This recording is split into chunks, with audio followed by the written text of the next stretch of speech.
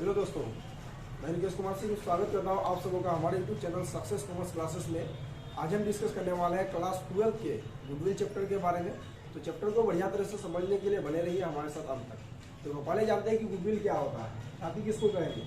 तो किसी व्यवसाय अथवा संस्था का अच्छे नाम, प्रसिद्धि को ही उसका कहेंगे गुडविल।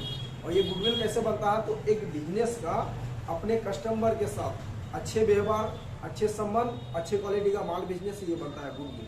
गुडविल जो होता है किसी भी व्यवसाय में या संस्था में लाभ कमाने की जो क्षमता होती है उसको इंक्रीज करता है, जिसके कारण एक व्यवसाय जो है सामान्य लाभ से अधिक लाभ कमाने में सक्षम रहती है, इसको कहेंगे गुडविल।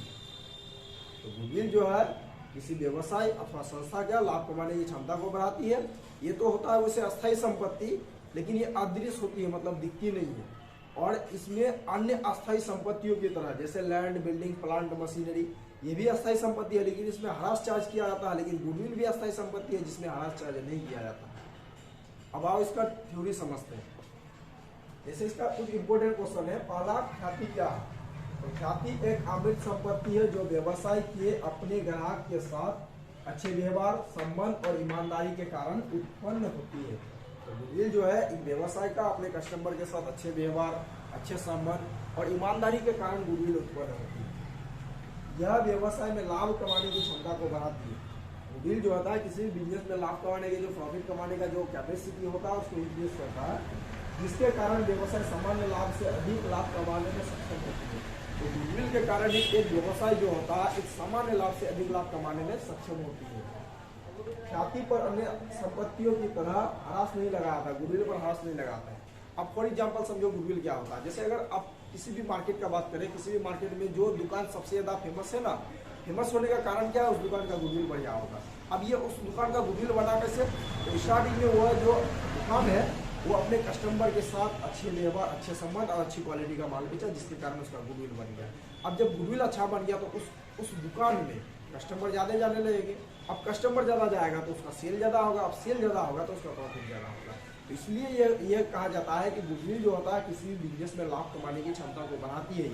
ये अस्थायी संपत्ति में लॉन्ग टाइम तक बने रहता है। चलो, ये इंपॉर्टेंट क्वेश्चन है 12th वाले स्टूडेंट के लिए, कोई ख्याति क्या है। अब उसके नेक्स्ट इंपॉर्टेंट क्वेश्चन है ख्याति की विशेषता बताया, यानी गुडविल का विशेषता क्या है। तो ख्याति की विशेषता निम्न है। पहला, ख्याति एक अमूर्त संपत्ति है। ऑब्जेक्टिव में रहता है ख्याति है अमूर्त संपत्ति, मृत संपत्ति, इनमें से दोनों, इनमें से कोई कुछ भी, मतलब अमृत संपत्ति। गुडविल जो होता है, ध्यान रहे एक ऑब्जेक्टिव रहेगा अमृत संपत्ति पर आपको टिक लगाना है कि ख्याति जो अमृत संपत्ति, अमृत मतलब दिखता नहीं है, बना हुआ है। उसके बाद नेक्स्ट है ख्याति एक अस्थायी संपत्ति है। गुडविल जो होता है फिक्स्ड संपत्ति होता है, फिर जैसे किसी भी व्यवसाय में लॉन्ग टाइम तक ये बना रहता है। नेक्स्ट है ख्याति पर अन्य संपत्तियों की तरह ह्रास नहीं लगाता। गुडविल पर किसी अन्य अदर एसेट्स पर जिसे ह्रास लगाते हैं तो इस पर ह्रास नहीं लगाते। ख्याति व्यवसाय में लाभ कमाने की क्षमता को बढ़ाती है। तो गुडविल के कारण एक व्यवसाय में लाभ कमाने की क्षमता बढ़ती है। ख्याति व्यवसाय का अपने ग्राहक के साथ अच्छे व्यवहार, संबंध और ईमानदारी के कारण होती है। तो गुडविल जो होता है किसी बिजनेस का अच्छे संबंध, अच्छे व्यवहार के कारण होती है।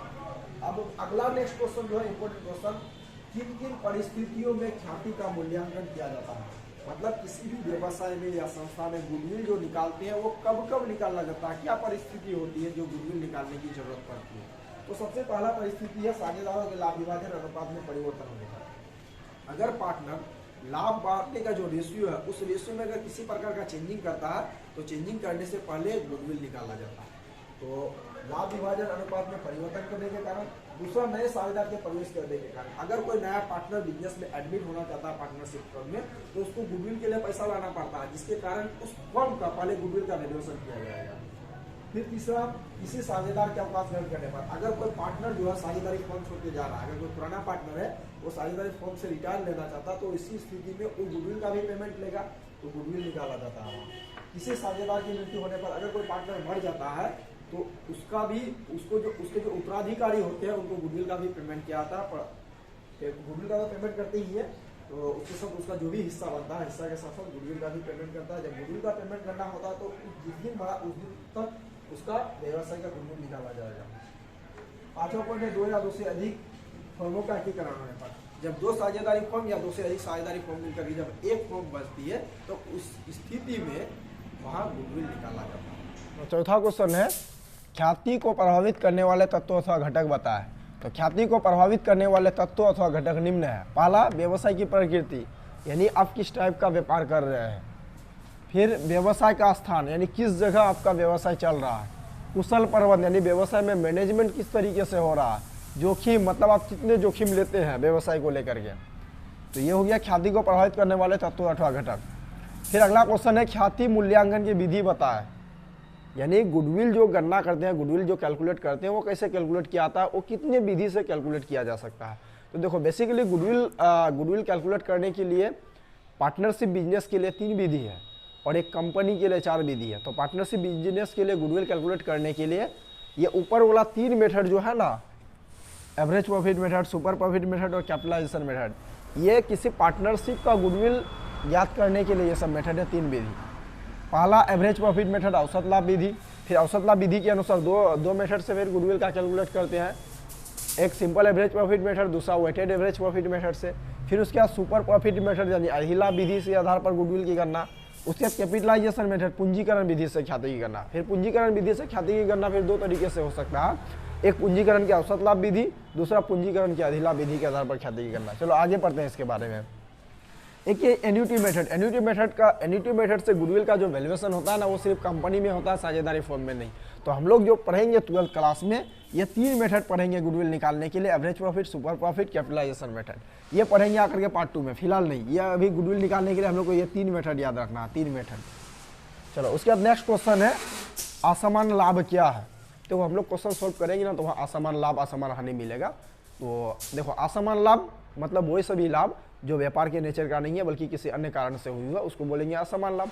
फॉर एग्जांपल जैसे कोई कपड़ा का दुकानदार है, अगर कपड़ा बेच करके लाभ होता तो वो सामान्य लाभ हुआ, लेकिन उसका साइड में मशीन वगैरह रखा हुआ, उस मशीन को बेच करके उसको लाभ हो गया, तो इसको बोलेंगे असमान लाभ। क्योंकि उसको कपड़ा बेचना उनका बिजनेस है, मशीन बेचना तो बिजनेस है नहीं, तो मशीन बेच करके जो इनकम आ गया वो आउटसाइड इनकम हुआ, इसलिए इसको बोलेंगे आउटसाइड लाभ यानी असमान लाभ। अब इसका क्या करना है, तो जब हम लोग गुडविल का कैलकुलेट करेंगे, अगर असमान लाभ दिया हुआ है तो उसको माइनस कर देंगे, क्योंकि वो व्यापार के बाहर का इनकम है, वो इनकम जुड़ने के कारण व्यापार का लाभ बढ़ गया होगा, सही करने के लिए उसको माइनस कर देंगे। तो उसका डेफिनेशन है असमान लाभ से आशय उस लाभ से है जो व्यवसाय के स्वभाव का नहीं है, मतलब बिजनेस के नेचर का ही नहीं, बल्कि किसी अन्य कारण से हुई, मतलब किसी अदर पर्पस का इनकम या अन्य शर्तों का इनकम है, उससे असमान लाभ कहते हैं। ख्याति की गणना करते समय इससे लाभ में से घटा देंगे, असमान लाभ को घटा देना है आपको। उसके बाद आगे समझते हैं असमान हानि क्या है। असमान हानि या इसका दूसरा नाम असाधारण हानि होता है, तो वही सभी हानि जो व्यवसाय के नेचर का नहीं है बल्कि किसी अन्य कारणों से हुई है, उसको बोलेंगे असमान हानि। फॉर एग्जाम्पल वही मशीन को बेच दिए तो लाभ हो गया तो असमान लाभ, अगर उसी मशीन को बेच करके अगर हानि होगा तो असमान हानि। तो इसका क्या करना है, तो गुडविल निकालते समय ऐड कर देना है। इसका डेफिनेशन है असमान हानि से आशय उस हानि से है जो व्यवसाय के स्वभाव का नहीं है, मतलब बिजनेस के नेचर का वो हानि नहीं, बिजनेस वाला हानि नहीं है वो, बल्कि किसी अन्य कारण से हुई हो, उसे असमान हानि कहते हैं। वैसा हानि जो बिजनेस का नहीं है बल्कि दूसरा हानि है, असमान हानि कहेंगे। अब ख्याति की गणना करते समय इसे लाभ में जोड़ देंगे। हाँ, गुडविल निकालेंगे तो इसको जो असमान हानि होता है उसको जोड़ देना है लाभ में, क्योंकि असमान हानि मतलब बिजनेस के बाहर का हानि। अगर ये हानि लिखी है तो व्यापार का मेरा लाभ घट गया, सही करने के लिए जोड़ देना होगा। अब आगे है नेक्स्ट, ख्याति की प्रकृति बताए। देखो ये ख्याति की प्रकृति, तो ख्याति की प्रकृति ये 4 प्रकार का प्रकृति होता है, कुत्ते की प्रकृति, बिल्ली की प्रकृति, खरगोश की प्रकृति और चूहे की प्रकृति।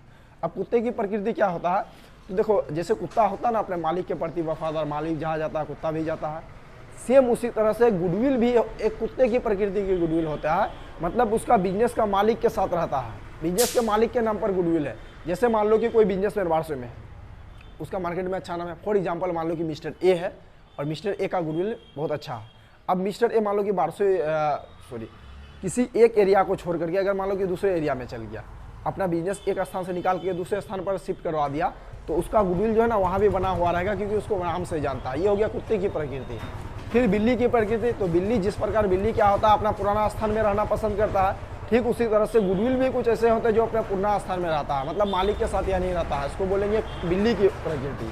फिर चूहे की प्रकृति, जैसे चूहे अपना बिल से बाहर नहीं निकलता है, ठीक उसी तरह से गुडविल भी कुछ ऐसा गुडविल रहता है जो अपना क्षेत्र से बाहर नहीं जाता है। फिर खरगोश की प्रकृति, तो खरगोश की प्रकृति की भी प्रकृति के तरह भी गुडविल होता है। जिस प्रकार खरगोश ज़्यादा दूर तक नहीं जाता है, उसी तरह से गुडविल भी अपना एरिया में ही घूमता है, बल्कि एरिया से बाहर नहीं जाता है। तो यहाँ तक ये आपका गुडविल चैप्टर का पूरा थ्योरी कंप्लीट हो गया। अब इसके बाद नेक्स्ट क्लास में यानी नेक्स्ट वीडियो में मिलते हैं अब प्रश्न संख्या 1 के बारे में। तो वीडियो को अच्छा लगे तो लाइक करें, कमेंट करें, शेयर करें, और यदि आप हमारे चैनल को पहली बार आए हैं तो चैनल को सब्सक्राइब करें ताकि इससे आगे का वीडियो आप तक सबसे पहले मिलता रहे। Thanks for watching.